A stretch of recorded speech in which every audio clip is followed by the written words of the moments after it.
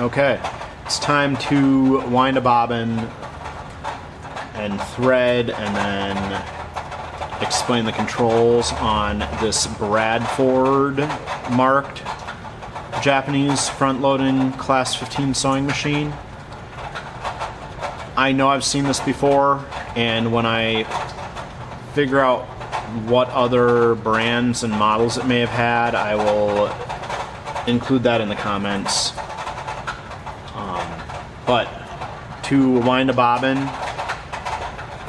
there's a clutch nut in the end of the hand wheel that you need to loosen. And then this machine has a post here that you can wind a bobbin from, or you can use either of the two spool pins on the rear of the machine. From the rear of the machine, we need to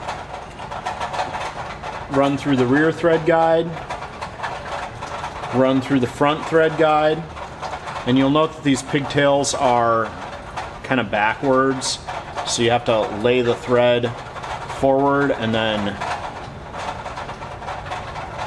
put the thread forward and then grab the back side and wrap it to get it through the pigtail. If these coils face the other direction, then obviously you can pull the front of the thread through and just load it that way. The reason they did this design is that sometimes if the pigtail faces the other direction, a big loop of thread can come along and unhook itself. So rear guide, front guide, over to our winding tension button, so down underneath that. And then we come up to our bobbin. This winder has the drive pin in it, so you need to make sure that you've got bobbins with nice square cut drive slots in them, and that you put them in place and make sure they, you know, lock onto the thing, because if you don't have them locked on, then it'll slip. And then we push the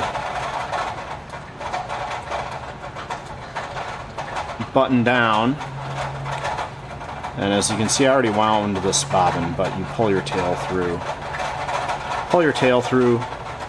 hold the tail when you run the machine, and then when it's finished, it'll pop out.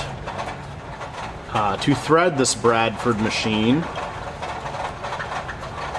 again, top two thread guides on the machine, spool pin, rear guide, front guide.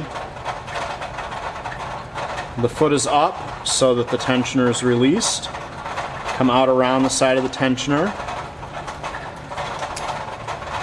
We got the tensioner take-up spring here, and we tugged up to get behind this finger.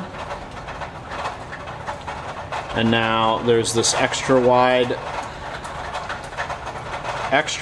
thread guide that you need to go through. And then the take-up arm, we're going to go back through this extra wide thread guide. And if you're having significant stitch issues, this extra wide thread guide is so wide because you can also run the thread through a third time. So we can go down here behind the guide, around the tensioner, behind the finger, and under the take-up spring,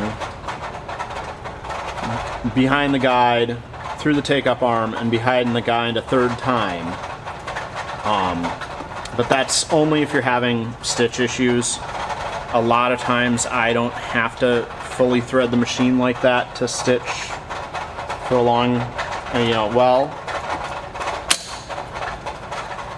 And then inside the door, so thread guide inside the door here,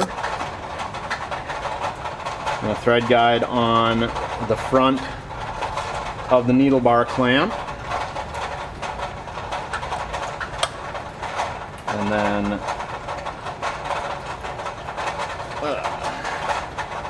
then the thread goes through the needle from the front to the back.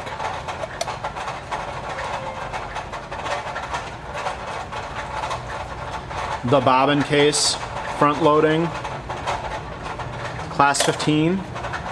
So we have our bobbin case facing with the opening here. Put our bobbin in so that it unrolls clockwise, and then we pull the thread into this hook and then around out from underneath the tension spring so that it comes out the slot on top behind the finger. Now pull our tab out on the front of the case, reach in, push it in place, make sure the tab locks on to the post, and then I always tug my tail to make sure that it did snap in place properly. And then last thing, hold our top tail and raise our bobbin thread up.